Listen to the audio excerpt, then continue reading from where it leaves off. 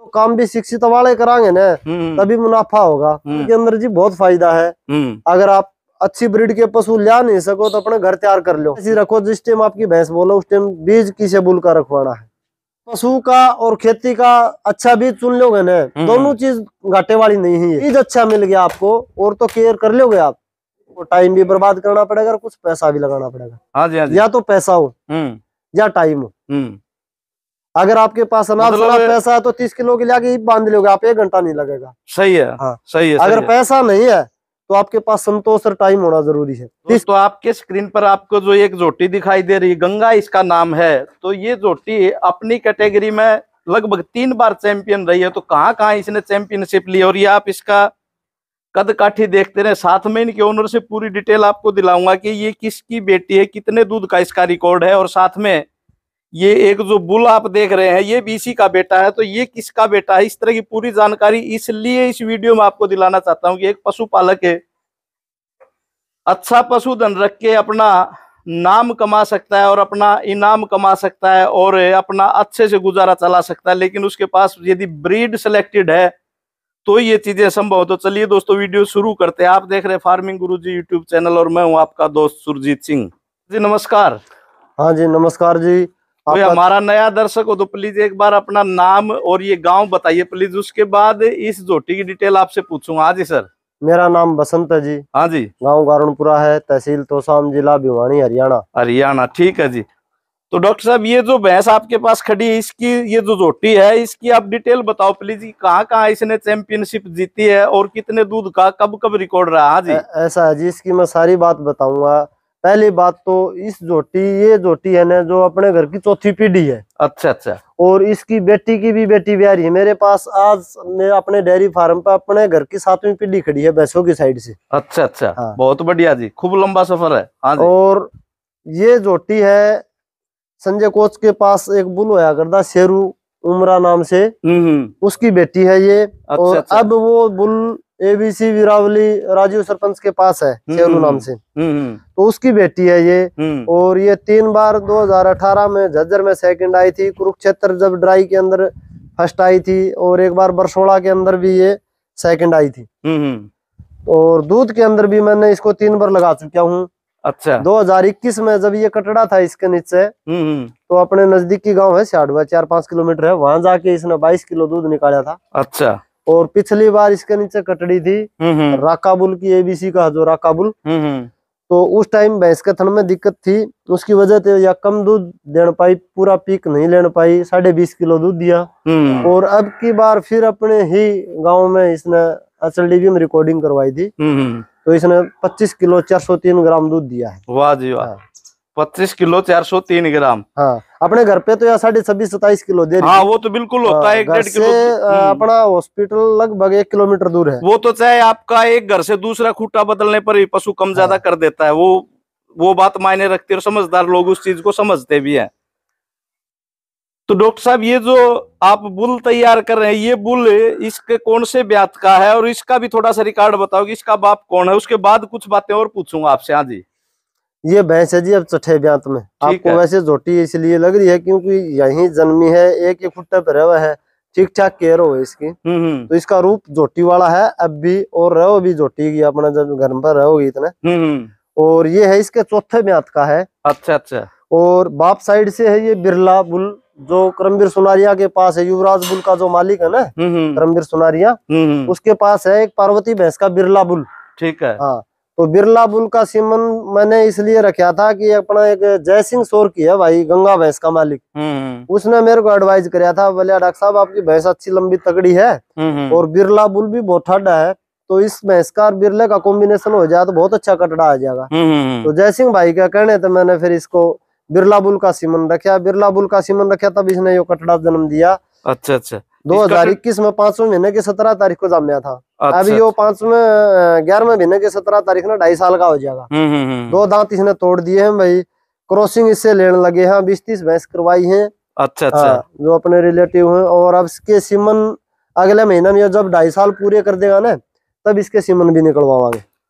तो डॉक्टर साहब नए पशुपालकों के लिए क्या कहना चाहोगे, ये काम कैसा है, क्योंकि अपने यहाँ एक विशेष कहावत बन गई है कि ये काम अनपढ़ लोगों का काम है, करने लायक है कि नहीं लायक है। तो आपका तो इतना लंबा अनुभव हो गया, क्योंकि आपने बताया कि कौन सी पीढ़ी तक की भैंस आपके पास खड़ी है अभी? अब 7वीं पीढ़ी। 7वीं पीढ़ी। बहुत लंबा सफर होता है। तो आपको इसमें क्या लगा, क्या क्या आपका अनुभव रहा है वो बताइए प्लीज, अपना खुद का पर्सनल अनुभव। ऐसा है जी, देखो मैं बताऊं, पहले शिक्षा थी भी नहीं और बगैर शिक्षा भी काम चल जाया करता। खेती और पशुपालन दोनों चीज अनपढ़ मानसा की मानी जाया कर दी। अब सारा समाज शिक्षित हो रहा है, और जो समाज शिक्षित हो गया तो काम भी शिक्षित वाले करांगे ना, तभी मुनाफा होगा। तो अनपढ़ काम करने में कोई फायदा को नहीं। अच्छी नस्ल के तो पशु रखो।